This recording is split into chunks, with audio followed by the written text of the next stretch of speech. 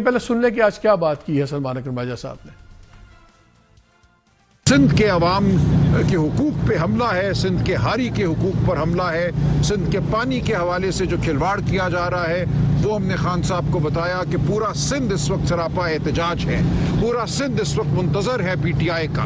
और हमने वादा किया है सिंध के अवाम से, खान साहब बिल्कुल हमारे साथ इस वादे पे खड़े हैं कि हम सिंध के हुकूक के लिए लड़ेंगे, सिंध से पानी का एक कतरा हम किसी और जानिब मुड़ने नहीं देंगे। तो हम सिंध के अवाम को यकीन दिलाते हैं, खान साहब ने कहा मेरी तरफ से यकीन दिलाओ कि पीटीआई सिंध के हुकूक के लिए लड़ेगी, सिंध हमारा है, हम सिंध के हैं, सिंध पे बहुत हो गया वडेरों का राज, ये अब नहीं चलेगा। सिंध के हुकूक को जिन्होंने बेचा है उनको कैफरे किरदार तक पहुंचाया जाएगा। जी, और बलोचिस्तान पे भी क्या बात हुई? ये बिल्कुल वाज़े खान साहब की हिदायत है, खान साहब का मौक़िफ़ है, पीटीआई का मौक़िफ़ है। हम अवाम की सियासत करने खड़े हुए हैं, हम अवाम दोस्त सियासत करेंगे, पाकिस्तान के हर मजलूम के साथ हम खड़े हैं, वो गुमशुदा लोग हों बलोचिस्तान के, वो लहू लुहान लोग हों खैबर पख्तूनख्वा के, या आज वो लोग हों जिनको अगवा किया जा रहा है पंजाब में। जी फैसल, आपसे शुरू करते हैं सर। ये मुझे बताएं कि ये अब जो एक डिबेट एक और रुख में चली गई है, क्या ये अब एक बयानिया था कि जी इमरान खान साहब से नहीं बात चल सकती और वो अपनी उनका व्यू है, वो जिद्दी हैं या व्हाटएवर, लेकिन बहुत से लोग इसको पर्सनालिटीज का क्लैश भी बना के बैठे थे। मैं आपको भी सुन रहा था प्रोग्राम्स में, आप कहते हैं कि जी उस वक्त वो थे आर्मी चीफ, उस वक्त DGI आए थे, उन्होंने फाइल दी एहलिया के ऊपर, तो बजाय इससे कि उनको रिवॉर्ड किया जाता उनको हटा दिया गया, and you know and the whole thing goes on. ये जो दो चीजें हैं, जब आप सिंधी नेशनलिस्ट की बात करते हैं तो आप सेपरेटिस्ट की बात करते हैं, उनमें वो पार्टीज भी हैं जो बात करती हैं कि जी सिंधु देश बनाएंगे, हम तो सिंधु देश बनाएंगे, ये चीजें होंगी। क्या अब ये टकराव बहुत और लेवल पे जा रहा है? जो पहले एक पार्टी प्लस जो हमेशा पिंडी और इस्लामाबाद में किसी का टकराव चलता रहता था, क्या अब ये बहुत ज्यादा एक टकराव बढ़ जाएगा? बहुत शुक्रिया भाई साहब। देखिए, जितना पतला पापड़ होता है उतना पतला ही ये टकराव है कि अगर इसको जोर से पकड़ भी लिया तो ये टूट जाएगा। तो ऐसा आज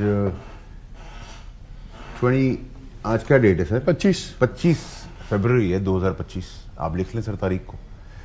अलायंस किसके साथ करने जा रहे हैं? सारी बड़ी पार्टियां तो एलाइज हैं, गवर्नमेंट के साथ हैं, नंबर 1। नंबर 2 ये कि आपके पास आज स्ट्रीट पावर नहीं रही। देखिए, पहले ये आम पॉलिटिकल पार्टीज थी, ये थी पीटीआई यहाँ थी, वो वहाँ थी, नजर भी नहीं, वो उतनी ऊपर थी। अब यहां आ गई है, इन पार्टियों से ऊपर है लेकिन यहां है, यहां नहीं है। अब तो स्ट्रीट पावर नहीं है तो कौन स्ट्रीट पावर के लिए आपको चाहिए? मौलाना फजलुर रहमान साहब। मौलाना फजलुर रहमान साहब आजाद। ये तो आप कल इलेक्शन करा लें, आपको पता लग जाएगा कौन कहां पे कौन कहां पे नहीं है। ये तो छोड़ दें, तो ऐसी कहने की बातें हैं ना। देखिए मेरी बात सुने, तो फिर भी अगर इतनी आप कह रहे हैं कि पॉपुलैरिटी है और ये वेव कर देगी और सब कुछ हो जाएगा, तो फिर हमें स्ट्रीट पे तो कोई चीज ऐसी नजर नहीं आती। तो पार्टी कहां है फिर?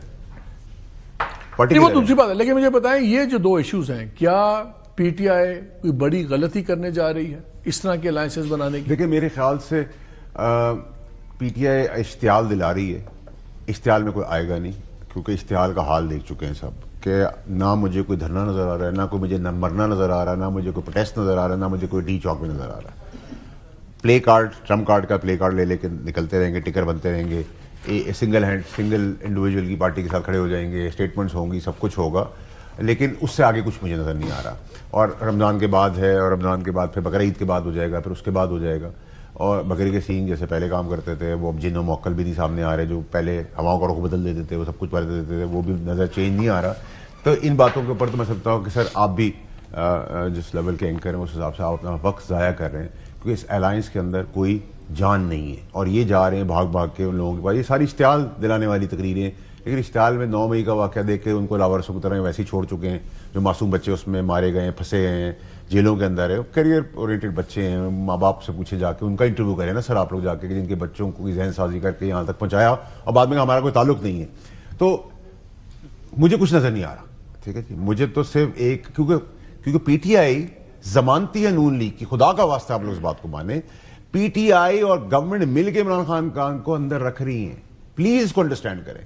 पीटीआई जमानती है, गारंटी देती है वो कि आप निजाम चलाएं, हम आपके साथ हैं। मुझे आप बताएं ना, कौन सा आदमी जो आज पार्टी का बाहर है उसने कौन सी सख्ती झेली है? क्या सख्ती दिखाई है? 2 महीने, 6 महीने, 8 महीने, क्या हुआ इसका? किसी का कोई सब कॉम्प्रोमाइज है। और ये मैं नहीं कह रहा, आप खान साहब कह रहे हैं, उनकी बहन अलीमा साहिबा कह रही हैं, केपीके में जो कारोबार चल रहा है अरबों खरबों रुपए का करप्शन का, उससे कहीं हम पीछे हटे हुए हैं। तो अब आप इस हमाम में सब नंगे हैं। अब आप ये नहीं कहते किसी के आधे कपड़े किसी के पूरे कपड़े। इसीलिए मैं कहता हूँ जमहूरी लाशों का आपको शौक था, आप बहुत जमहूरियत के चैंपियन थे, तो जमहूरियत का मजा लेना सर, आप लोग खुल के मजा लें, यही जमहूरियत नाम है।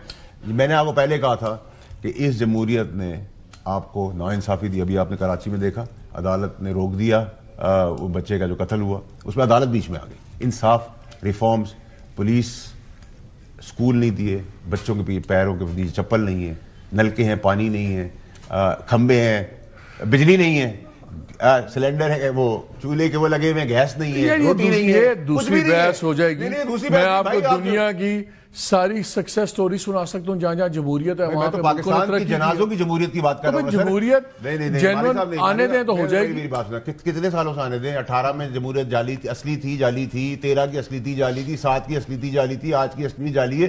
कहीं तो खड़े अब आप ये ड्रामा छोड़ दें मालिक साहब। मैं आपके हाथ जोड़ता हूं कि ये पार्टियों की और पॉलिटिक्स और डेमोक्रेसी और डेमोक्रेटिक लोगों की बातें छोड़ दें। Think about Pakistan and serve Pakistan, forget about you people. एक मिनट सर, आपने क्रिकेट में देखा, क्रिकेट में क्या हुआ? क्रिकेट के मैं समअप कर रहा हूं, इसलिए मेरा भाई बात कर ले। क्रिकेट में क्या हुआ? इश्तिहारों में क्रिकेट के छक्के, चौके, क्लीन बोल्ड, विकेटें उड़ा रहे हैं, और असली ग्राउंड में जब जाते हैं तो बटेर भी पकड़ने के काबिल नहीं, बटेर की तरह पकड़े होते चीजें। यही हमारी सियासत का, हुकूमतों का पहले भी हाल था और आज भी है। इश्तिहार बड़े बड़े लग रहे हैं, बड़े बड़े यतीम खाने बन सकते हैं, रिहेबिलिटेशन सेंटर्स बन सकते हैं, स्कूल कॉलेज बन सकते हैं, इश्तिहार पे इश्तिहार, कि जब अंदर ग्राउंड पे आके खड़े हों तो बटेर की तरह पकड़ नहीं रहे होते, कुछ मिलता ही नहीं किसी को। तो इन्हीं सारे लोगों के वोट से आप भी तो सेनेटर बने थे, तो क्या करूं मैं? कम से कम मेरा फॉर्म 47 या 45 या आरटीएस तो नहीं बैठा हुआ ना। आपने वोट किस बेस पे ले लिए थे?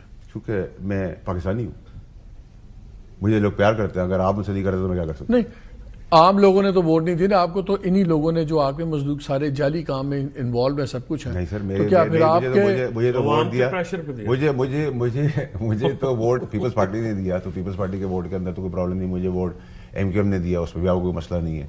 मैंने तो कहीं से वोट लिया। वो आप उस बयान को लेके बैठ गए हनीफ अब्बासी साहब का कि वो हमारी चाय की प्याली का लिहाज कर ले, हमने उसको वोट दिए।